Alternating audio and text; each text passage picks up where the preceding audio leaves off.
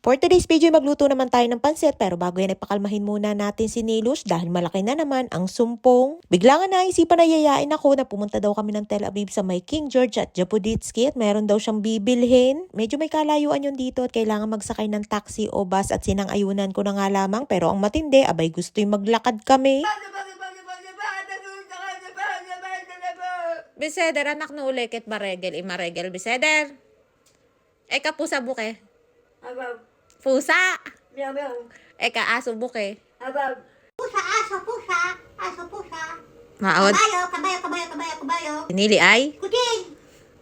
Ay nga okay na't kalmado ng person at tamang punas na lamang ng luha ang ating Disney princess na napakaiyakin. Minsan kapag meron siyang sinasabi o meron siyang gusto ay kailangan na isang ayunan na nga lamang at huwag kontrahin nang hindi lumala ang sumpong. Good morning, Dendendi! Good morning, Gakalon. Let us sing together. And then you sing the song. It's because Balikatulo, Baitulo, Balikatulo, Baitulo, Balikatulo, Baitulo, Balikatulo. Medyo nababawasan na naman ang pagiging sumpungin ni Nilush, hindi katulad dati na talagang malalayon nga lamang sa gabi kapag nakakatulog siya at nagising ay dun siya mas nagiging iyakin. Nung uli siyang nagkasakit nung nakaraang taon ay buwan ng March ng tuluyang siyang gumaling naging maayos at bumalik yung kanyang pagiging masayahin. Kapag bumabalik ang kanyang sakit ay wala siyang maayos na tulog at may mga araw nga na talagang hindi siya natutulog. Pero pagdating ng summer o tag-init dito sa Israel ay doon siya bumabawi ng tulog at halos mayat maya ay tulog. At eto nga't magluto muna tayo ng pasit canton for today's video at dapat nga inong birthday ko pa yan lulutuin ang kaso'y wala na akong oras kaya hindi ko na naluto. Bumili nga din ako ng tokwat, ang isang peraso na yan ay nasa 250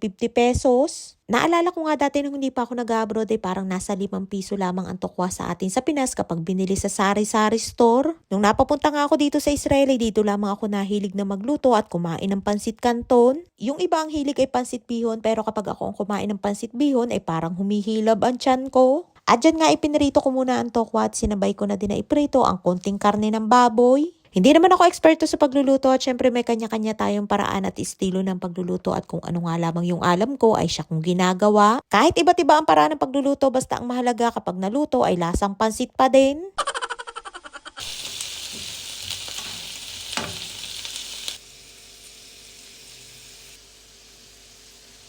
At syempre dahil wala tayo sa Pinas ay kung ano nga lamang yung mga sangkap na available dito ay siya kong ginagamit sa pagluluto. Katulad niyan toyo na nabili ko na nasabi lamang dark soy sauce pero matabang ang lasa niyan. Meron din naman mga Pinoy store dito sa Israel na pwedeng bilhan, yun nga lamang ay dun pa yun sa Tel Aviv at kailangan ko pang magsakay para makarating doon. Matagal-tagal na nga din ako hindi nakakapunta ng Tel Aviv at kapag day off ko ay dun lamang ang puntahan ko. 5 buwan na nga akong straight na walang day off at kahit gustuhin ko nga na mag day off ay wala din namang maiiwan na mag-aalaga kina lola. At ayun na nga yung pansit canton nila dito o egg noodles na nabili ko at akala mo'y habhab. Hindi nga katulad ng pansit canton natin sa Pinas at ang isa pa ay matagal din lutuin yan. Meron pala ako napanood na paggawa ng pansit canton at miswa sa atin sa Pinas na napakadumi at ang paraan ng paggawa nila ay tinatapak-tapakan ng paa. Best Special Canton ang brand ay tinitinda sa mga palengke kaya mag-ingat tayo sa pagbili at kaya pala maalat-alat ang lasa ay may flavor na paa.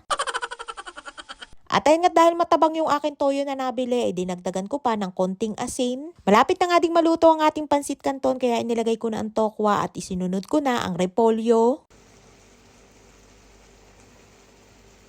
At ayun nga't luto na ang ating pansit canton for today's video at mas masarap kang kainin kapag mainit-init pa. Kanta pansit, masarap. Matiyabon! Matam! Kain.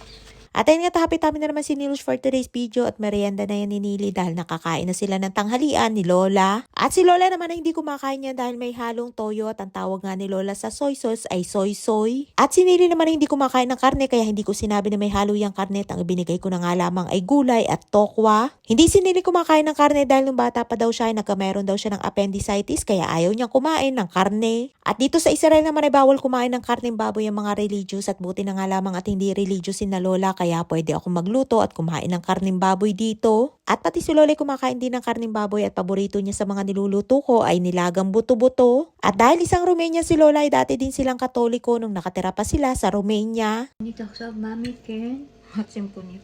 Nude, sigam siya makanit. Ito makanit. Gama kayo ito makanit.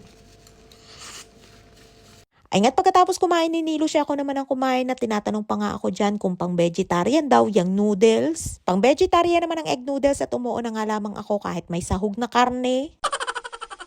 At pagdating naman ng hapon ay nagdala na dito sa bahay si Rapi ng mga pinamili niya ng mga gulay at prutas at may papitsa din dahil araw yan ng Huwebes. Kapag Huwebes siya namimili ay bumibili siya ng pizza at hinahatian niya kami. 3 piraso nga lamang yung binabawas niya at yung matira ay binibigay niya sa amin.